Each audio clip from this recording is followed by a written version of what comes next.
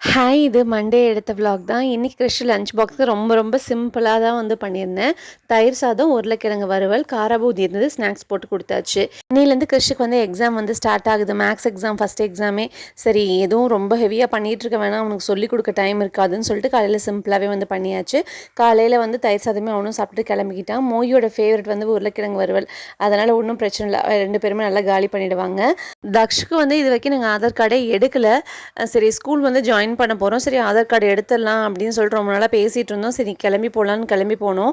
Post ஆஃபீஸில் தான் எடுக்கலான்ட்டு போனோம். பட் வந்து சில ரீசன்ஸ் சொல்லி இன்றைக்கி வந்து பாப்பாவுக்கு எடுக்க முடியாது அப்படின்னு சொல்லிட்டாங்க.